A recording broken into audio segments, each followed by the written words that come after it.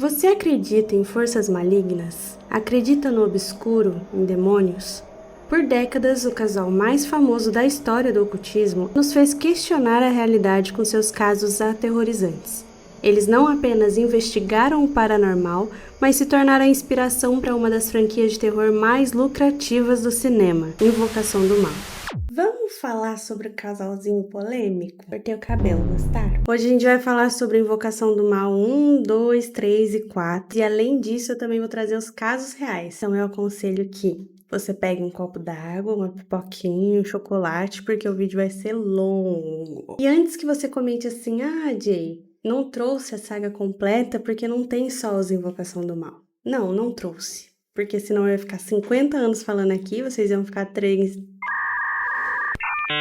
muito tempo ouvindo aí. E aí eu não trouxe não, mas eu vou trazer a ordem cronológica aqui para quem quiser maratonar, tá aí, tá bom? A Freira, que se passa em 1952. Em seguida, Annabelle 2, que se passa em 1955. A Freira 2, que se passa em 1956. Annabelle em 1967. Invocação do Mal 1 em 1971. Annabelle 3 em 1972. Invocação do Mal 2 em 1977, Invocação do Mal 3 em 1981 e Invocação do Mal 4 em 1986. E hoje nós vamos falar só dos filmes principais do casal, os de Invocação do Mal.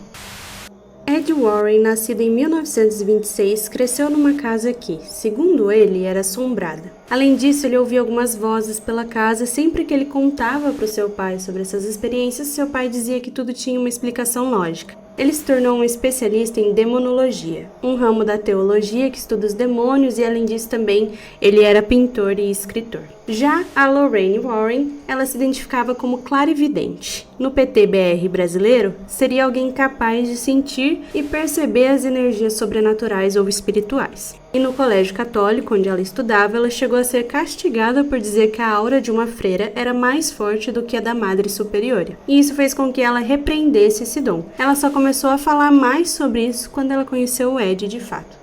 Quando eles se conheceram, ela tinha 16 e ele tinha 18, e ela contou depois para todo mundo que quando ela viu o Ed, ela já viu o futuro deles juntos, que eles seriam muito felizes e tal. E eles casaram, né? Foram felizes para sempre, como dizem nos filmes. Já a realidade foi um pouquinho diferente. O Ed, além, né, de estudar sobre o ocultismo, aquelas coisas, ele também era pintor, como eu mencionei para vocês, e eles tinham um jeito peculiar de chegar nas famílias para investigar essas assombrações que mostra nos filmes e também os outros casos que não tem os relatos, né, no cinema. Eles chegavam na frente da casa e faziam uma pintura da casa e das assombrações que eles viam lá dentro. E aí eles chegavam para a família para entregar a pintura e para oferecer os serviços para, né, expulsar os capeta que tinha lá dentro. Eu não sei vocês.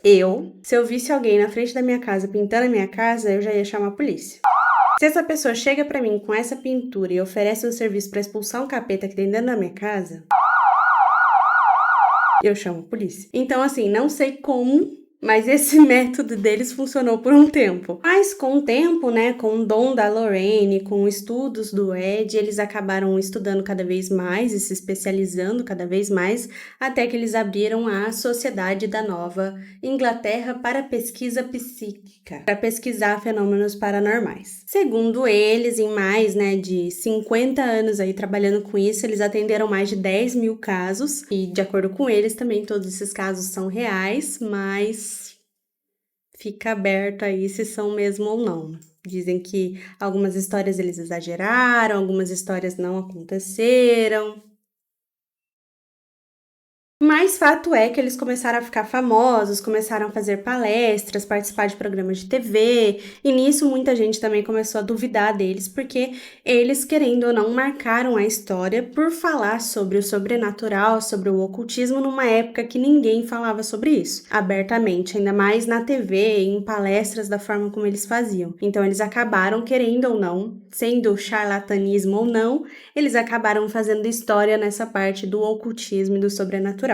Ed e Lorraine, eles eram católicos devotos, então a maioria de suas crenças estava enraizada nessa ideologia católica. Sempre que consideravam uma assombração legítima, eles traziam um padre ou um especialista espiritual da igreja. O Ed era um dos únicos não membros do corpo oficial da igreja que era chamado pela igreja para fazer essas excursões sobrenaturais e até participar de exorcismos também, de acordo com ele, mas isso aí há controvérsias. Eles chegaram num ponto que se alguém chegasse para a igreja e falasse: "Estou sendo assombrado, me ajude", eles iam lá e chamavam esse casal para irem investigar e eles adquirirem provas para a igreja de que aquilo era real, de que fato estava acontecendo, e eles junto à igreja expulsariam essa assombração e resolveriam o problema dessa família. Algo que eles sempre falaram é que eles não cobravam pelos seus serviços, então eles iam até as casas e ajudavam voluntariamente, né? O que eles ganharam foi com os programas de TV, com as palestras, depois com os filmes,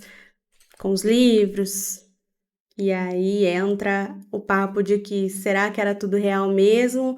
Ou eles começaram a divulgar para, né, conseguir uma graninha a mais. E como eu mencionei, apesar deles jurarem de pé junto, né, até a morte deles, eles falaram, nunca voltaram atrás com essas crenças deles, de que eles ajudaram essas pessoas e que eram todos casos reais, assombrações reais, tem muito cético e ainda mais por eles terem começado numa época que ninguém se falava sobre. Muitas pessoas duvidavam deles, não acreditavam no que eles falavam, então não davam credibilidade porque eles estavam falando. Então muita gente até hoje acredita que eles eram só dois mentirosos que mentiam muito bem. Nos anos 80 eles criaram o famoso Museu do Oculto, um lugar onde você, né, se você já ouviu as histórias, você conhece muito bem. É lá que fica a boneca da Annabelle e todos os objetos que eles coletaram nos casos, que seriam os objetos que foram possuídos ali durante as assombrações. Eles diziam que esses objetos eram considerados assombrados e não podiam ser tocados. E a Lorraine chegou a dizer que depois que o Ed morreu, ela nunca mais entrou nesse museu sozinha. Supostamente, a Lorraine teria pedido para o diretor do filme de Invocação do Mal fazer o casal bem romântico, bem assim, meloso, igual eles são nos filmes, porque na vida real o Ed não era tão legal assim. Uma mulher chamada Judy supostamente foi amante do Ed e ela conta, né, que ele colocou ela para morar na casa junto com a Lorraine, ele engravidou ela e o casal teria pedido para ela abortar porque senão seria um escândalo muito grande para o casal e na época eles faziam palestras, programas, então eles pediram para abafar o caso. É mole? Também dizem que o Ed era bem agressivo com a Lorraine, mas isso nunca saiu da boca dela, são mais pessoas que conviviam com o casal que falavam e tal, mas a Lorraine nunca confirmou. A única coisa que foi confirmada é que ela pediu pro diretor do filme romantizar a história deles, porque pelo menos nos filmes ela queria ter uma relação boa com o Ed, coisa que ela não tinha na vida real. O Ed faleceu em 2006 com 79 anos e a Lorraine faleceu em 2019 com 92 anos. E assim como nos filmes, eles realmente tiveram uma filha chamada Judy que realmente casou com um cara chamado Tony. Só que ela não teve uma vida tão pública quanto os pais.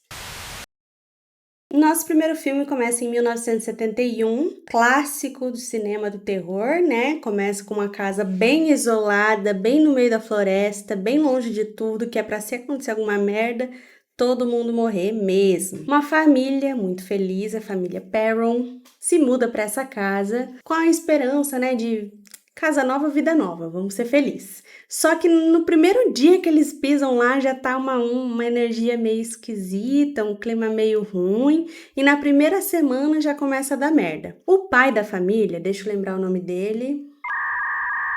Legal, ele é tão irrelevante que eu nem botei o nome dele aqui. Ah, não. Roger Perron. Ele é caminhoneiro, se eu não me engano, ele trabalha fora, ele fica semanas fora e volta, semanas fora e volta, semanas fora e volta. Já a Carolyn, que é a mãe, fica cuidando, né, das 5 filhas do casal nessa casa bem isoladinha em Harrisville. Logo que eles se mudam, como eu mencionei pra vocês, já começa a acontecer umas coisas estranhas. A cachorra da família já não gosta da casa, não quer entrar em casa. E assim, se seu cachorro não gostou da casa, se muda, né? Mas enfim, eles ignoram e no dia seguinte a cachorrinha tá Nesse momento eu já fico com raiva do filme, com raiva da história, com raiva de tudo, porque pode matar todo mundo da família, mas a cachorra eu já acho um pouco sacanagem, um pouco de exagero. Além disso, todas as manhãs, 3 e 7 da manhã, todos os relógios da casa param. E aí eu te pergunto, o que tá fazendo aí ainda? Se na primeira semana já aconteceu tudo isso, no filme as meninas gostam muito de jogar um esconde-esconde, só que eu acho que aqui no Brasil chama gatomia, não sei, que é um esconde-esconde que você fica batendo palma para as pessoas te acharem. Só que aí começa a dar merda, lógico, né? Uma fica presa no porão, a outra fica presa não sei onde, a outra escuta não sei o quê, a outra começa a dar uma merda do cacete. E aí você vê que as assombrações já estão começando a brincar com a galera da casa, só que daí, além de brincar, né, além de só querer dar uma risadinha, a assombração começa a ficar um pouco mais agressiva. Começa a puxar uma filha da cama, começa a pular na cara da outra. A mãe, Carolyn, começa a acordar com uns roxos no corpo, que não sabe o que aconteceu, mas ela tá com uns roxos no corpo inteiro. E aí a Carolyn fica, tem alguma coisa esquisita acontecendo aqui, né? Eu tô acordando com os roxos, minhas filhas estão falando que estão sendo atacadas de noite, né? Minha cachorra morreu, os relógios param. Alguma coisa não tá legal. E aí ela vai participar de uma das palestras do casal Warren e decide pedir ajuda para eles. Só que nesse momento que ela vai pedir ajuda para eles, já tá uma merda colossal naquela casa. Já tá todo mundo na bosta. Quando eles chegam na casa, a Lorraine já percebe que a casa é de fato assombrada, que tá todo mundo na merda de fato, só que eles têm que provar isso pra igreja enviar um padre e exorcizar a casa, porque até o momento não possuiu ninguém, mas tem alguma coisa naquela casa. Daí eles começam a pesquisar quem foram os moradores antigos da casa, para saber se já tinha acontecido alguma coisa naquela casa, se já era do histórico, né, da casa, daquele lugar acontecer essas coisas esquisitas, ou se foi só com a família mesmo que teve esse azar, né? E o que eles descobrem nessa pesquisa é que a casa pertenceu a Bathsheba Sherman, uma bruxa do século XIX que sacrificou o próprio filho ao diabo e se enforcou no quintal. Então, qualquer família que tentasse morar ali, ela ia infernizar a vida da mãe e tentar pegar os filhos. E quando eu falo pegar os filhos, eu quero dizer... Então, chega numa altura do filme, que os Warren já estão irritando bastante as assombrações que estão lá dentro, principalmente essa bruxa, no caso. A bruxa, ela tá sugando a vida da Carolyn. Então, durante a noite, enquanto a Carolyn dormia, a Bathsheba, não sei como fala o nome dela, possuía o corpo da Carolyn, sugava a energia vital da Carolyn para ficar mais forte e piorar as coisas dentro da casa. Só que aí nisso, a Bathsheba, quando os Warren chegam, a Bathsheba já tá tão forte que ela consegue possuir a Carolyn e a intenção dela é matar pelo menos um dos filhos. E aí a Carolyn pega uma das filhas e nisso começa uma luta grande com a Lorraine, com o Ed e tal, pra salvar a criança, né? E a galera que tá ajudando eles lá também. Todo aquele caos, só que ainda não tinham provado pra igreja, então não tinha nenhum padre ali pra fazer o exorcismo na Carolyn. E aí o Ed vai lá e faz o exorcismo e dá certo. Depois de muito perrengue, muita cadeira voando, muita coisa sendo jogada ao ar, muito sangue, muito tudo, ele consegue exorcizar a Carolyn. No fim, fica todo mundo feliz, a família feliz, o demônio foi embora. Na história real, a parte de que eles se mudaram e começaram a acontecer as coisas estranhas foi bem parecido. Realmente, assim que eles se mudaram, eles começaram a ouvir vozes, ouvir barulhos, sentir cheiro de podre, de enxofre, de coisa em decomposição, sabe? Aquele cheiro de lixo, começaram a sentir essas coisas, começaram a acontecer coisas com as crianças, com a mãe, mas além dos roxos que aparecia na Carolyn, ela também aparecia com machucados que sangram. Meu Deus, não sei falar. Aparecia com machucados que sangravam também, então foi bem mais intenso do que representado no filme, e ela realmente decidiu ir atrás dos Warren, porque, né, como eu falei, eles faziam palestras, participavam de programas, então ela foi atrás deles em busca de ajuda. Realmente, lá na casa, quem é a alma mais famosa, né, era a Bathsheba, alguma coisa assim. E a história dela é antiga e é bem pesada também. Ela morava nessa fazenda, numa fazenda vizinha ali. E o povo dessa vila, na verdade, não era uma casa tão isolada assim, era uma vila. E essa mulher era uma das mulheres que moravam nessa vila, não necessariamente naquela casa em específico onde eles se mudaram. Mas o povo da vila jurava que ela era uma bruxa, porque o bebê dela morreu enquanto ele morava com ela, né? Enquanto ele estava com ela, era um bebê. Mas o bizarro é que a criança ela tinha um furo na nuca, que não é um acidente, né? Não é muito comum um acidente deixar um furo na nuca. Ela nunca foi presa ou executada, mas virou ali uma lenda daquela vila, né? Até ela morrer. Na história real, eles relatam que com o pai, ela era bem assombração, né? O que assombrava eles era bem carinhoso, bem safado, vamos dizer assim, bem segundo as intenções com o pai, e com a mãe era aquilo tudo que a gente já sabe, usava da energia vital dela, consumia ela, agredia ela, machucava ela. Era bem discrepante a diferença entre o tratamento com os dois dentro da casa. Uma das filhas deles, a Andrea, escreveu uns 3 livros sobre essa história, e ela afirma que, diferente dos filmes onde os Warren foram os heróis, né, na história real eles só abandonaram o caso. Na verdade, eles foram expulsos pelo pai, porque em uma das sessões espíritas que eles fizeram, a mãe, né, Carolyn, ela foi possuída, e a Andrea conta em um dos livros que o corpo da mãe se contorceu de uma forma bizarra, ela foi arremessada na parede, e o pai, vendo tudo isso, e isso tudo aconteceu em uma das sessões do casal, ele ficou furioso e expulsou eles de casa, e eles abandonaram o caso. Além disso, né, no filme, como eu mencionei, tem um exorcismo, então o Ed vai lá, faz esse exorcismo e resolve o caso. Já na vida real não aconteceu esse exorcismo, eles estavam lá só filmando os acontecimentos e fazendo essas sessões, né, para tentar se comunicar com a assombração. Na vida real não houve um exorcismo e a família conviveu com isso por 10 anos até eles conseguirem se mudar. E aí foi quando eles tiveram paz de fato. E uma das coisas que a Andrea fala também é que essas sessões que o casal fazia só piorava tudo. Parecia que só foi piorando os acontecimentos e deixando a assombração ainda mais nervosa com a família, vamos dizer assim. Nosso segundo filme começa em 1976, quando o casal é chamado pela igreja para investigar um crime que aconteceu em Amityville, onde um homem foi responsável por matar toda a família dele. E eles vão até essa casa e começam a investigar esse caso, fazendo essas sessões espíritas que eles faziam. E a Lorraine descobre um demônio naquela casa. E o pior disso é que no meio dessa sessão onde ela encontra esse demônio, ela tem uma visão do Ed sendo morto por uma estaca de madeira. Então, ela surta completamente e desde então eles decidem que eles não vão mais participar dessas investigações porque a Lorraine tem muito medo de que o Ed morra, tem medo daquela visão se concretizar, então eles se afastam dos casos, ficam só com as palestras e tal. No ano seguinte, a gente vai para a Inglaterra, em Enfield, e somos apresentados à família Hodgson, onde tem a mãe solteira Peggy com seus 4 filhos, a Janet, Margaret, Johnny e o Billy. E a gente vai perceber que a Janet, ela é o alvo principal da assombração. Então, todos os casos têm um alvo principal.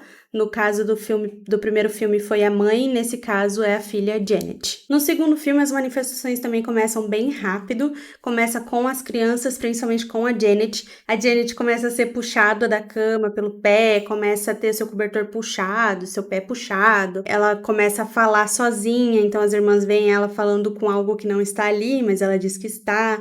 Ela começa a ver gente atrás da porta.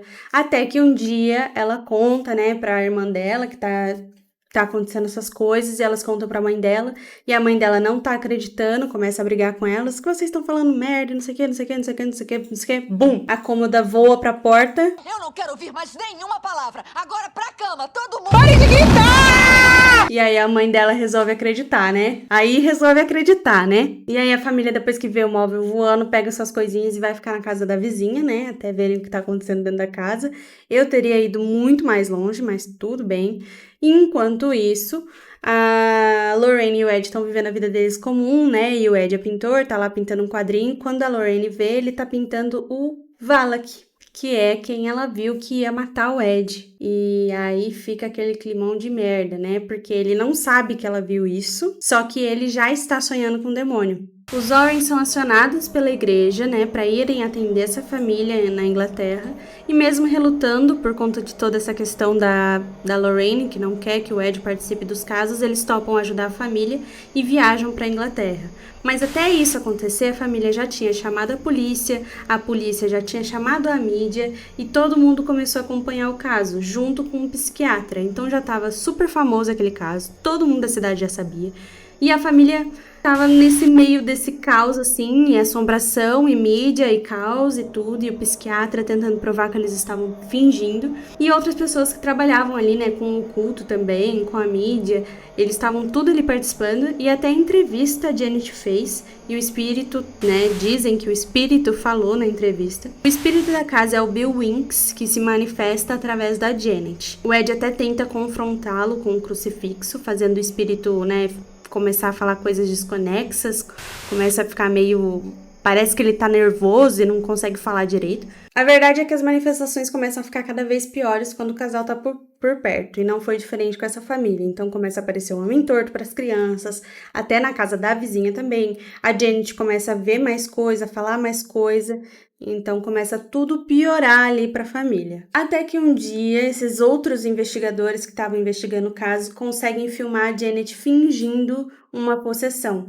Ela jogando os pratos no chão, jogando os pratos nas coisas, e aí todo mundo fica tipo, ah lá, falando, a família tá inteira fingindo porque querem mídia, querem fama. É isso. E aí todo mundo abandona o caso, inclusive o casal Warren, que fica assim, gente, porra, estão fazendo a gente de otário? A gente não tem tempo pra isso, não. Porém, quando o Ed e a Lorraine estão indo pro aeroporto, o Ed resolve revisitar aqueles áudios gravados, né, nas sessões que eles fazem, e ele percebe que aquelas palavras desconexas que o Bill falava quando ele confrontava, né, que no caso eles pensavam que era a Janet, na verdade não era tão desconexa assim, e formava a frase, socorro, ele não quer me soltar. Nisso, a Lorraine percebe que tinha alguma barreira impedindo ela de ver o que estava acontecendo de verdade, e ela finalmente vê essa barreira. Na verdade, o Bill era só um peão do demônio, então ele não era quem estava assombrando a família. O demônio estava utilizando o espírito do Bill para assombrar a família e velar a presença dele ali dentro da casa. Na verdade, quem estava fazendo tudo era o demônio e era o Valak, aquele que a Lorraine viu matando o Ed lá atrás e que o Ed estava vendo nos sonhos dele também. Então eles voltam para casa da família, mas quando eles chegam lá já tá dando uma merda do caramba, porque todo mundo sabe, né, que a Janet tá fingindo, então todo mundo abandonou o caso, só que nisso ela já tá possuída, já tá dando uma merda do caralho, a casa já tá toda trancada, um raio cai na árvore do lado de fora da casa e forma uma estaca certinho, então a Lorraine já vê o Ed morrendo, caos, e aí o Ed vai arrombar uma porta pra entrar, aí ele arromba, ele entra, só que na hora que a Lorraine vai entrar, a porta fecha, e aí o Ed fica sozinho dentro da casa com o Valak, e aí vem um cara que tenta ajudar, mas o cara é mais lerdo que não sei o que a Lorraine, se ela tivesse chutado a porta por 30 anos, teria aberto antes do cara chegar com o machado. Resultado, dá uma merda desgraçada. A Lorraine lembra, né, que quando você sabe o nome de um demônio, você consegue controlar esse demônio. E aí ela fica, gente, se eu soubesse, né, o nome desse demônio, poxa vida. Só que aí ela lembra que ela teve uma visão. E nessa visão, ela escreveu o nome do demônio na Bíblia. Por quê? Quando você questiona o demônio sobre seu nome, ele é obrigado a te falar. Só que ele não fala assim, ah, prazer, sou o Valak. Ele dá um berro, fala, ué! E aí a Lorraine faz assim. E aí nisso ela escreve o nome do demônio. E aí ela vai atrás dessa Bíblia e tá lá, por página assim, Valak. E aí ela descobre o nome dele, ela tem que entrar lá dentro pra falar o nome dele e começar a controlar ele, certo? Certo. A Janet, que já tava possuidona lá dentro da casa, quebra o vidro da janela e vai se jogar naquela estaca que o raio formou, lembra? E aí, nisso, o Ed agarra ela assim, tenta salvar ela, só que tá os dois meio caindo, meio não sei o que, e o demônio no cantinho da sala assim, vocês vão se fuder, hein? Só que aí a Lorraine consegue entrar, controla o demônio, salva todo mundo, ninguém morre, sucesso pro gaiteiro. O primeiro caso do homem que matou a família começou no dia 13 de novembro de 1974. O Ronald pegou um rifle, assassinou seus pais, seus 4 irmãos, enquanto eles dormiam nas suas camas. Todos os 6 corpos foram encontrados de bruços e com os braços estendidos. E os vizinhos não ouviram nenhum tiro, não ouviram nada. No julgamento, ele falou que tinham vozes mandando ele fazer aquilo, mas depois ele desmentiu tudo e falou que foi só ele mesmo que quis fazer tudo aquilo. Agora, no caso de Enfield. Tudo começou em agosto de 1977, na Green Street, não sei nem falar. Então, tudo começou quando a Peggy achou que suas filhas estavam fingindo uma possessão, uma assombração, um negócio, mas na verdade não. Ela viu com os próprios olhos, assim como no filme, e aí todo mundo se desesperou, né? E aí chamaram todo mundo, a polícia, a mídia, realmente foi um caso muito famoso, muito midiático, assim, que ficou bem famoso. Tem entrevistas da Janet que você encontra no YouTube, por exemplo, vou deixar um trechinho aqui pra vocês. E no filme, o Ed e a Lorraine resolvem tudo como sempre, mas na vida real, como sempre, também não foi bem assim. Foi uma investigação que durou cerca de 18 meses e eles apareceram 1 ou 2 dias da investigação. O resto foi tudo outras pessoas que investigaram, né? Como eu mencionei, tinham bastante investigadores nesse caso. Os verdadeiros heróis, assim, dessa história, né? Quem foi que investigou de fato e se dedicou de fato foi o... cadê o nome dele? Maurice Grosse. Eles presenciaram luzes piscando, lareiras de ferro sendo arrancadas da parede e móveis rodando. E realmente gravaram áudios da Janet falando sobre o Bill, coisas que uma criança de 11 anos nunca saberia. Na vida real, as meninas foram ridicularizadas na escola, sofreram bastante bullying, bastante coisa, e alguns investigadores achavam que elas fingiam, né? E a Janet chegou a admitir que elas fingiram sim algumas coisas para testar, né, os especialistas, mas os móveis voando, a lareira sendo arrancada, outras coisas, elas não fingiram e nem conseguiriam fingir, né? Eram todas crianças. Realmente algumas coisas, a maioria das coisas eram reais, né? Nunca houve um exorcismo, os fenômenos simplesmente pararam sozinhos em 1979, ou seja, duraram 2 anos essa situação. A Lorraine não menciona o caso do Valak nessa situação, então, na verdade, não teve demônio algum, era só uma assombração mesmo, se foi uma assombração. Ela só disse que sentiu algo maligno ali dentro, mas não era esse demônio em específico. Só que, para os filmes de Invocação do Mal, eles precisavam de um vilão emblemático, então o diretor resolveu colocar o Valak como sendo esse vilão. Não à toa, é o vilão mais assustador da saga, né? A freira, eu acho que dos filmes é o mais assustador, assim, é o mais feio de ver. E seria esse antagonista criado pelo diretor mesmo. O Valak, na verdade, não existiu. Nosso terceiro filme já começa com uma criança de 8 anos sendo possuída pelo demônio, tá bom pra vocês? O David é uma criança que tá sendo possuída e foi tão bizarro o caso que o Vaticano já aprovou logo de cara pra irem lá exorcizar. Então manda o casal Warren e um padre, que é o padre Gordon, junto pra exorcizar esse menino. E ele começa a se contorcer, começa a gritar, aquela coisa feia, ele tá assim, tá fudido o bichinho, coitado. E o padre vai tentar fazer o exorcismo e é não sei nem falar. Ele é nocauteado pelo menino de 8 anos. Nisso, o Ed, que tá ajudando o padre, começa a ter um infarto.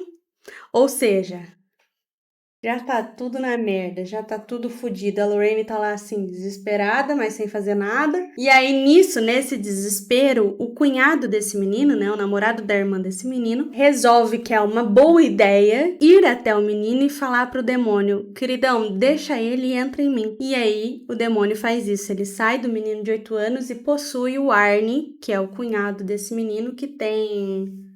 Não sei quantos anos ele tem aqui, não me lembro e não coloquei no roteiro, mas ele é mais velho. É, mais velho assim, deve ter uns 20. Ah, foda-se, uns 20 anos, tá? Enfim, só que nisso, né, o Ed tá lá no chão tendo um infarto e ele é o único que vê a fumacinha preta, né, o demônio saindo do David e indo pro Arnie. Só que ele não consegue avisar ninguém porque ele desmaia porque tá tendo um infarto. Nesse infarto que o Ed teve, ele entrou em um mini coma, então ele tá ali internado no hospital, né, dormindo. Não consegue avisar pra ninguém que o demônio entrou no Arnie. Todo mundo acha que o demônio saiu. Agora, como que eles acham que o demônio foi embora? Se o padre tava desmaiado e o Ed tava tendo um infarto, Eu não sei. Sei que todo mundo acha que passou, só que o Arnie vai começar a se fuder logo logo, porque nisso que ele foi possuído, eles voltam pra casa deles, né? Ele e a namorada, e eles moram numa espécie de fazenda que tem um cara que mora com eles, que é o Bruno, e também é chefe deles, porque ali na verdade é um canil. Tipo, uma confusão, gente, uma confusão. E no meio dessa confusão, tá os três lá na casa, né? O Bruno tá bêbado, porque ele aparentemente é um alcoólatra. E o Arnie começa a ver ele dando em cima da namorada dele, que é a... Gente, eu sou ruim com o nome, viu? Nem anotei o nome da coitada aqui. Enfim, só que na verdade ele já tava possuído. E nisso que ele vê o cara dando em cima da namorada dele, ele dá 22 facadas no Bruno. Só que ele já tá possuído, ele dá essas 22 facadas e sai andando pela estrada, até que 2 policiais encontram ele todo ensanguentado assim no meio da rua. Ele não lembra o que aconteceu, ninguém sabe de nada. Só que aí ele vai preso, né? Lógico. O Ed acorda no hospital finalmente e conta pra Lorraine o que ele viu, que o demônio saiu do David e entrou no Arnie. E que a merda já tá acontecendo, entendeu? Então, sabendo que o Arnie tinha sido preso, o casal Warren busca ajudar ele a ser inocentado, né? Provando que ele estava possuído pelo demônio. E o pior, ele ainda está. Só que eles não têm como tirar o demônio dele porque ele está na prisão. A advogada que está cuidando do caso do Arnie aceita a ajuda dos Warren, porque ou eles provam a inocência dele, ou ele vai sofrer, vai ser preso e vai ter pena de morte. E aí, sabendo um pouco mais da história, né, quando eles começaram a investigar o caso, a gente vê que o David começou a ser possuído quando eles mudaram para casa. É sempre uma casa nova, gente, por isso que eu não me mudo. É sempre uma casa nova que dá problema. Quando eles se mudam para lá, o David já começa a sentir coisas, a ouvir coisas, tem até uma cena que ele tá no colchão d'água, assim, que tem um bicho dentro do colchão d'água. Então ele começa a ser possuído quando eles se mudam para essa casa. E aí, quando eles vão investigar de novo a casa, né, para provar a inocência do Arnie, tentar achar alguma coisa, embaixo desse colchão d'água onde aconteceu essa situação com o David, eles encontram um artefato de bruxa embaixo desse assoalho onde estava úmido. Só que quando a Lorraine estava vendo as coisas através do corpo da bruxa, ela ouve um trem. Então ela sabe que é perto de um trem que essa bruxa fica fazendo esses rituais. E ela lembra que perto da casa desse tal padre tinha um trem também. E aí já fica tipo, ué. E aí ela resolve ir até a casa do padre de novo, falar com ele e falar, olha, que esquisito, né? Tive essa visão, ouvi um trem, não tem nada aqui perto acontecendo não tem nada aqui. E aí o padre vai lá e prende a Lorraine numa salinha, e aí ela descobre que os dois estão macumunados, né? Os dois estão juntos. E aí ela descobre que essa bruxa, na verdade, é filha desse padre. Filha, assim, ele catou ela para criar e ela gostava mais do tio do que do pai. E o altar dessa bruxa fica embaixo da casa, nos túneis, assim. Então eles vão lá, lutam com a bruxa, quebram o altar, o ritual não consegue se completar, então o demônio vem e regaça com a bruxa. Mata ela. Legal, né? Só que nisso o Arnie já tava dando problema lá na prisão, porque ele tava sendo possuído lá, né? Até os Warren chegarem e fazer alguma coisa, ele tava sendo possuído lá, tava dando uma merda, ele já tava ficando louco, ele tava assim, querendo. E aí, como mataram a bruxa, né? O demônio matou a bruxa, o Arnie deixou de ser possuído, eles conseguem provar mais ou menos a inocência do Arnie e ele pega só 5 anos de prisão.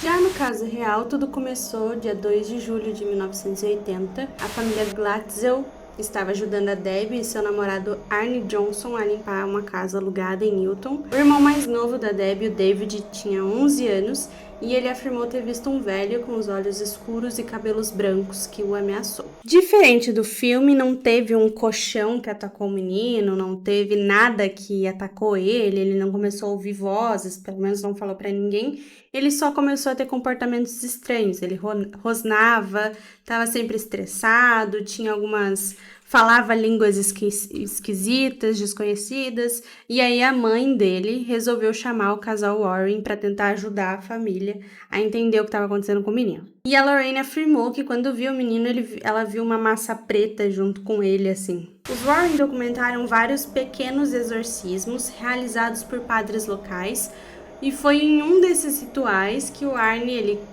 estava cansado de ver o cunhado sofrer, ele gritou, de fato, para deixar a criança em paz e possuir ele. Segundo algumas testemunhas que estavam nesse momento, o Arnie ele sentiu um frio no corpo naquele momento que ele falou aquilo, e o Ed e a Lorraine chegaram a avisar a polícia que o Arnie estava em perigo e que algo trágico poderia acontecer. 5 meses depois disso acontecer, dia 16 de fevereiro de 1981, foi quando aconteceu a tragédia. O Arnie, Debbie e as irmãs do Arnie estavam almoçando com o Alan Bono, o dono de um canil onde a Debbie trabalhava, e eles beberam vinho e o Bono ficou embriagado e agressivo, e foi quando aconteceu. Houve uma discussão, então não foi como no filme, né? Você vê que tinha mais gente presente.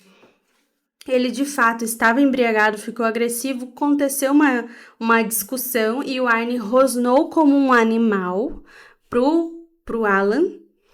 E será que era esse nome no filme também? E eu viajei e inventei que o nome dele era Bruno? Deixa eu ver aqui. Só um minutinho. Não inventei. O nome no filme era Bruno mesmo. Bom, como eu tava falando, o Arnie rosnou como um animal para esse tal desse Alan. Só que ao invés de 22 facadas como no filme, ele deu umas 4, 5 só. Coisa boba. O Alan morreu no hospital depois desse ataque e o Arnie foi de fato encontrado quilômetros do local, dizendo, alegando que não se lembrava de nada. O advogado dele, que foi incentivado pelo casal Warren, tentou provar a inocência dele de fato, dizendo que ele estava possuído. Porém, o juiz, ele negou na hora, ele disse que o tribunal não aceitaria essa argumentação. Como eles não tinham isso para defender eles tentaram alegar um homicídio culposo, né? O doloso é quando tem a intenção de matar e o culposo é quando não tem. Então eles tentaram alegar que foi um homicídio culposo, né? Uma defesa pessoal ali, algo do tipo. E eles conseguiram, o Arnie pegou 10 a 20 anos de prisão e cumpriu apenas 5 anos por bom comportamento. E ele e a Debbie, aí descobrimos o nome dela, é Debbie. Ele e a Debbie se casaram depois. E assim como Vala, que na história real não teve uma bruxa, não teve totens, não teve nada desses artefatos místicos, eles só acreditam mesmo, ou tentaram, fingiram que ele estava possuído, mas não houve nenhuma bruxa, foi mais um vilão criado pelo diretor para dar uma história legal pro filme. Só que a polêmica desse caso em específico era em volta da família do David. O Carl, seu irmão mais velho, num documentário que eles fizeram, que é O Diabo no Tribunal, ele revela que a sua mãe, Judy, sofria de toque e drogava a comida da família com soníferos muito fortes.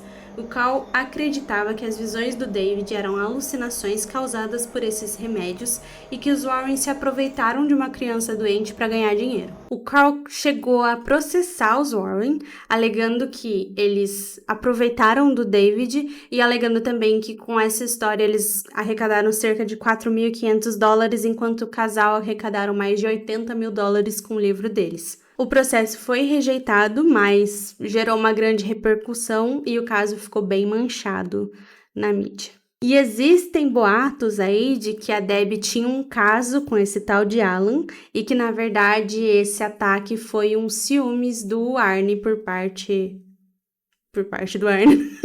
Foi um ciúmes do Arnie e ele foi lá e atacou o Alan por conta desse caso que eles tinham. A Debbie sempre negou, mas eu não boto a mão no fogo por ninguém. O Arnie e a Debbie se casaram, até ela morrer em 2021. O David, que agora é adulto, diz que ele realmente foi possuído e ele alega isso até hoje. Já o Carl mantém a sua história de que é tudo uma farsa e de que o David, na verdade, estava doente. Opa, tudo bom? Aqui é a Jay da edição, passando para avisar que agora a gente iria falar do quarto filme e quarto caso. Porém, tive alguns problemas aí no meio do caminho, não consegui reassistir o filme para fazer o roteiro do filme 4 ainda. E como já está dando o prazo, na verdade já passou o prazo que eu queria para postar esse vídeo, eu vou deixar para um próximo. Comenta aqui se você gostou desse formato e se você quer um vídeo falando do filme 4 e do caso 4, ok? E curte esse vídeo também, porque esse foi de longe o vídeo mais difícil que eu tive aqui do canal.